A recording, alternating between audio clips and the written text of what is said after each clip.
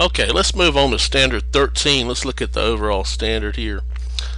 The student will identify major efforts to reform American society and politics. So they're going to reform American society, and they want to reform or change American politics in the progressive era. That's our overall focus. So we're going to be looking at this progressive era, and we see reform means change. We talked about that definition before. American society and American politics are going to change during this era we call the progressive era, from around 1900 to 1917, 17 years. And we're going to be looking at primarily the changing of the role of government is a big one we're going to look at. So government's role in the society and in the economy is going to change dramatically. Alright, so here it is. 13 says the student will identify major efforts to reform American society and politics in the progressive era. So we're gonna have 1, 2, 3, 4, 5, 6 substandards. Big area, big, huge standard in Unit 5 here. We're going to finish up our Unit 5 with this standard here. Let's highlight a few of these things and look at them. Upton Sinclair's The Jungle is going to lead to a change in government action, and it's going to lead to federal oversight of the meatpacking industry. The government's going to look closer at the meatpacking industry. And then Jane Addams' Hull House, her reform movements started by women trying to reform society. And then the rise of Jim Crow, or segregation in the South, in this Plessy versus Ferguson case. And then the advent or rise of the NAACP. And then Ida Tarbell, as a muckraker, illuminating her role as a muckraker, and that of Upton Sinclair's The Jungle as well. And then the significance of progressive reform in politics, such as the initiative referendum recall, the 17th Amendment direct election of senators, and then child labor laws. And then we're going to describe the conservation movement that was began and developed by Theodore Roosevelt.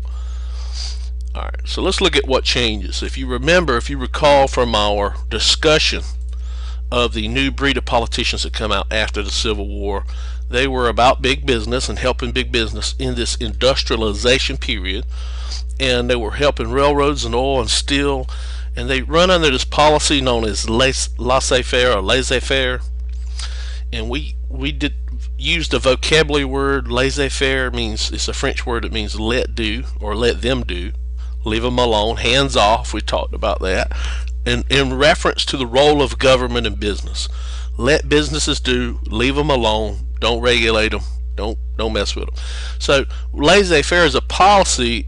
We're talking about an economic environment in which transactions between private parties are free from government restrictions, with only enough regulations to protect property rights. And what we're referring to here is a totally free economic market. Okay? And the characteristics of a laissez-faire policy in government was little to no intervention by the government on issues like child labor. Was government doing anything about child labor? No. So it's practicing laissez-faire while these businesses were using children to work. How about industry safety? These businesses were allowing these moving chains and parts to be not covered by safety material. The workers weren't wearing hard hats or safety glasses or earplugs, and so the government didn't do anything about that, and a lot of kids got hurt, lost fingers, lost arms, and a lot of other people did as well. We saw that. Water quality and air quality, we see that in the cities like New York, 1,500 people died during the summer because there was no ventilation in the home. We saw that a cholera outbreak happened early 1900. It spread through the city through water. And we see there was discrimination in employment. African Americans were not hired, and even in society, we had segregated society where blacks and whites were kept separate, and the government did nothing about these things. Unequal pay between men and women, government did nothing at all. Unfair business competition, we're about to talk about that in a second. Standard Oil Company here, with John D. Rockefeller, the government didn't do anything about him forming a trust or Carnegie forming a monopoly either. And so these are laissez-faire policies. These breaker boys, we looked at a picture of them in a coal mine, these small children working in there. And then we didn't discuss this one, but the Triangle Shirtwaist Factory, its fire in New York City, where they had locked the doors of this tall building while over 200 women were inside, and it caught on fire. And they locked the doors to keep them from stealing shirts or fabric. When the fire caught, the building come down, and a lot of women died inside of that fire. So it pushed a lot of people to push for the government to do something. And here they didn't do anything to these businesses that cause these fire hazards and unsafe working conditions and child labor and these monopolies.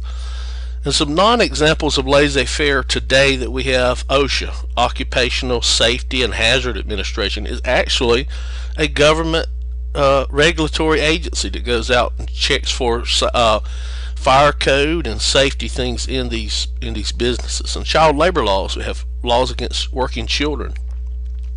We also have the Clayton Antitrust Act and a lot of other acts that say we can't have unfair competition between business. You can't form monopolies anymore, anti-monopoly. And then the Equal Employment Opportunity Commission is to make sure that we don't discriminate on the basis of race or age or any other matters in employment. And then we have the Environmental Protection Agency that looks at how these businesses are affecting the water and air quality. And we also have inner city codes that talk about, the ventilation of buildings and how many people can stay in one building, fire code. And workers' compensation, when people get hurt on the job, it's the business's job now to make sure that they're compensated for their loss, that their hospital bills are paid, that they're given time, money and payment for time off work because of their they're being hurt on the job. These are non-examples of things we have today, and the reason we have these things today here is because of a group of people who push for government actions, called themselves the progressives, or they were called the progressives, and we're going to be looking at those during this progressive era. So we see that these politicians actually run under this laissez-faire policy that was actually put forth by Adam Smith, an English economist, in his book The Wealth of Nations, where he said he has never known much good to those who affected the trade of businesses for the public good. In other words, to help the public good. And we're going to see this laissez-faire is going to change, and we're going to reduce its role, the role of the government. We're going to change the role of government from this to something else. And we see that the government protected, through tariffs and by this laissez-faire system, and allowed for these ambitious and ruthless entrepreneurs like Andrew Carnegie and John D. Rockefeller. See, this movement of industrialization, this rapid industrialization in the United States, these men here were great for America in one respect, because the economy exploded with growth. But they controlled the economy. Men like Andrew Carnegie and John D. Rockefeller, these captains of industry. It was good for our country to we become more wealthy. More jobs were being given out to people. That was a good thing. But on the same token, they created these unfair monopolies and ruined small businesses and run them out of business, and using these protections provided by the government. And then we saw also that a lot of things were happening with, they really were out to make a profit. They really didn't care about the people's welfare. If they had, they would have required working hats, hard hats in the mill, or glasses, or earplugs, or guards over these moving parts. But those things cost money, and so they were after profit, and that wasn't their main concern. They were after business efficiency and making money. And so we see that they formed these monopolies that were unfair economic situations. And we talked about the definition here, and you can pause it here and look at this if you'd like to refresh your memory. But then we also talked about urbanization and immigration, and how they impacted America. These rapid people from rural areas moving to the cities for jobs and in these factories, and then immigration into the country from southern and eastern Europe. And we saw these people come looking for jobs, and we saw overcrowding that's going to lead to diseases and a lot of contamination within the cities with bacteria like cholera and all. And then we saw tenement houses, overcrowding of housing, unsanitary water, the cholera outbreak, these fire hazards that were going on, child labor being used, unequal pay, long work hours, unsafe working conditions, extreme poverty, and political corruption. I'm going to talk about Boss Tweed later on in another video. And then these 4 areas: housing, health, working conditions, and political issues, they were problems. And so under laissez-faire, they were not really addressed. The government was inactive and did nothing about it. So if we look at this visual representation, the role of the United States government, what was it? Under this laissez-faire policy by the government, it was to leave it alone.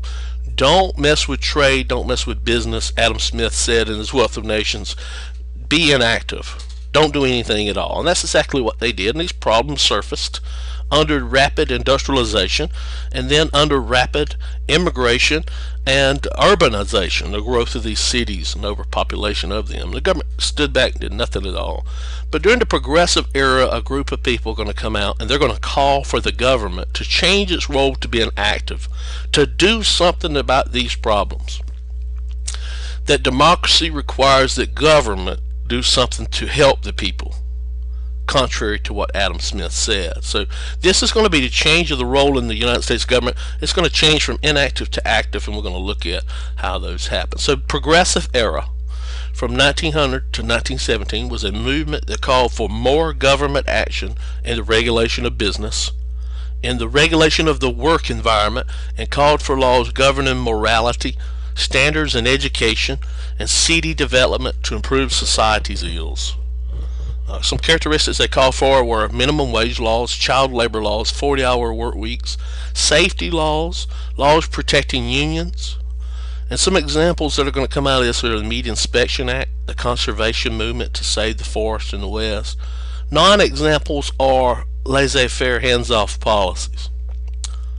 And that's what the progressive era is there defined.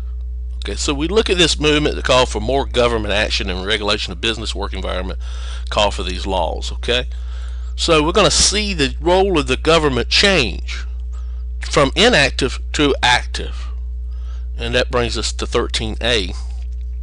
Explain Upton Sinclair's The Jungle and federal oversight of the meatpacking industry. So we're going to look at this author named Upton Sinclair. He's a muckraker. We're going to talk about that later on. He wrote this book called The Jungle, and he's going to ask for federal oversight, or push for federal oversight of the meatpacking industry in Chicago. So our focus is on the jungle. Our themes are Upton Sinclair is a social reformer. The Jungle, the book, is a muckraking piece of work. Okay. Federal oversight is this political reform and change in the role of government to being active. All right. So Upton Sinclair, this guy here, wrote this book, The Jungle, and in it he exposed unsanitary, unclean methods used by Chicago meatpacking industry. The Chicago meatpacking industry. And we talked about before, when we talked about the urbanization and growth of the cities, how Chicago became a huge area of urbanization. And right outside of Chicago was the Pullman Cart Company. We talked about that. But we also said they formed these ethnic ghettos and these Czechoslovakian ethnic enclaves. And here in green, out in here, was the culture that Upton Sinclair used in his book. A Czechoslovakian worker named Ruckus Yurkus was the character in this book, The Jungle. And in it, Upton Sinclair really he intended when he wrote the book, his intentions were to get the public sympathy for the conditions that foreign workers had to work in. And he was telling a story about Ruckus Yurkus and how he worked in this Chicago meatpacking industry and how they were treated badly and all, but he wrote in such great detail. Ruckus Yurkus was a Czechoslovakian. And that's where he come from, Czechoslovakia.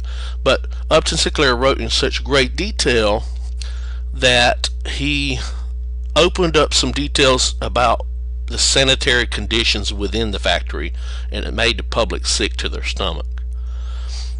and he wrote in there about these conditions in which cattle were being held, and they were brought to slaughter in companies in Chicago like Swift and Company. How they were brought in there and slaughtered, the conditions and process that was used. And in it, let's look at a piece. He said, it was dark in these storage places. It was too dark in these storage places to see well. But a man could run his hand over these piles of meat and sweep off handfuls of dry dung of rats. Dry dung is the poop of these rats. These rats were nuisances, and the packers would put poisoned bread out for them. They would die, and then rats, bread, and meat would go into hoppers together. That is sick. That is nasty. So he's talking about these hoppers here where the meat's going in to be ground up, and these open vats here without tops on them. And these rats, this meat was kept, had this rat poop here, the dung, and here's the rat here. They would crawl across these beams at the top here, and you know, this dung would fall down into the meat. And in the storage places, the dung could be raked off the top of this meat, and that's what they do, clean it up, and then send it out for people to eat. So people, when they read this, became really sick about the matter. President Theodore Roosevelt's going to read this book. Let's look at another section. He says, we saw meat shoveled from filthy wooden floors, piled on tables rarely washed, pushed from room to room in rotten box carts, and all of which processes it was in the way of gathering dirt, splinters, floor filth, and the expectoration, that's the spit, of tuberculosis and other diseased workers. Man, that makes me not want to go out and eat at a restaurant. But anyway, you see he's exposing what's going on inside of these meals. And if you notice this beef laying on the floor here, draped across this thing here, just laid it anywhere. There was no really orderly or clean process in which they were cutting this meat up. And there's rat dung and splinters and wood and everything else they'd spit in these areas all around this meat, and it was pretty nasty. So he was trying to get the plight of these workers, especially the Czechoslovakian ones, Russians, but the people saw this nastiness and became concerned about sanitary conditions. Upton Sinclair wrote in the beginning of his second edition, I think, of the book, he says, I aimed for the public's hearts, in other words, to get sympathy for the workers, and accidentally hit its stomach, made it sick. And a lot of postcards were sent out from South Africa, cattle companies trying to play in on this and hurt American industry. And some of the postcards were pretty funny, but at the same time sickening, showing the Chicago Meat Company's unsanitary use of packing meat for their consumers. Here's another one here, and really showing how the people were reacting to this incident. And all this was brought out, the attention was brought out, excuse me, let me turn that back, by The Jungle, written by Upton Sinclair, this muckraker that exposed these unsanitary practices. Investigative journalism at its best, and we see these postcards are poking fun at, you know, the cattle industry or Chicago Meat Packing Company. And they show you how people were responding to this unsanitary conditions. And then there were some groups, that political groups like Housewives comes out in an alliance to put political pressure on the United States government to do something about this. These Housewives alliance that demand proper inspection of meat. You know, they boycotted the meat in Chicago and all over the country, and it refused to buy it. And Theodore Roosevelt, who read the book, took a quote from John Bunyan's character in John Bunyan's Pilgrim's Progress. A man that could look nowhere but downwards with a muck rake in his hands. He says, muck rakers are often indispensable to society. In other words, we need them. but only when they know when to stop raking the muck. So the name muckrakers coming about because of Ida Tarbell and because of Upton Sinclair. These writers, these investigative journalists, go out and find this nastiness in society and show it to the world, illuminate all this nastiness. And here's a cartoon here showing Theodore Roosevelt. He did investigate these meatpacking companies in Chicago, found that what Upton Sinclair said was true, and then he's going to ask Congress to pass a Meat Inspection Act where the federal government goes and inspects the meat, and they do. They actually do. So, in this analogy of muckraker, what does it mean? As a kid, I remember going out and fishing in ponds, and this algae that was floating on top of the water, we called it pond scum or muck. And I remember at one time reaching down and picking it up with my hand and showing it to some of my relatives and saying, look at this nasty junk here. And I think that's what they meant by muck raking, is that Upton Sinclair, through his writing, not literally but figuratively through his writing, showed the muck to public at large. When they saw it, it grossed them out, and they called for government action. And with that government action, Congress is going to pass 2 laws in 1906, and the Pure Food and Drug Act required that companies accurately label the ingredients contained in processed food items, like meat. Placed restrictions on the makers of prepared foods and patent medicines, and forbade the manufacture, sale, and transportation of adulterated, misbranded, or harmful foods, drugs, and liquors for the American public, what we call interstate commerce in government class. And the Meat Inspection Act in 1906 was a response to Sinclair's The Jungle, and this law required that meat processing plants be inspected by federal employees to ensure the use of good meat and health-minded procedures, and empowered officials in the Department of Agriculture to impose sanitation standards. And so we see, because of Upton Sinclair's book, The Jungle, in the progressive era, we see that laissez-faire, doing nothing at all, did not work, but the progressive muckraker Upton Sinclair put pressure on the government by making the people sick to pass this meat inspection, and it does. We see the role of the government here becomes progressive or active, and it passes this Meat Inspection Act. Okay, and we see now a little bit more cleanly and orderly environment in which meat is processed, not laid on the floor. These men wearing white coats have to butcher this meat, and as it hangs, and not on the floor, and sanitary conditions must be held. Cleaned areas must be cleaned thoroughly. And we see that here's a government inspector that come in to look at this meat, and is going to take a piece of it with him and take it to a lab, and the United States Department of Agriculture is going to have a federal employee in there to inspect it and make sure it's fit for consumption by the consumers. And USDA means United States Department of Agriculture, and they're going to put a little stamp on the meat saying that it has been inspected and it is consumable. And here's some. If you go into Walmart, or if you go into your local grocery store here in Bainbridge, you'll see that some of these inspections are on the plastic cover, or some are actually on the meat themselves where they've been inspected. And we see that they use science in these labs to inspect this meat to make sure there's no bacteria or anything that will hurt people who are eating it. And I think at that we have met our standard. You can watch this over again, but we were supposed to explain Upton Sinclair's The Jungle and the federal oversight of the meat packing industry. Good luck on the quiz and the test and the EOCT. Raise your hand in class if you have questions.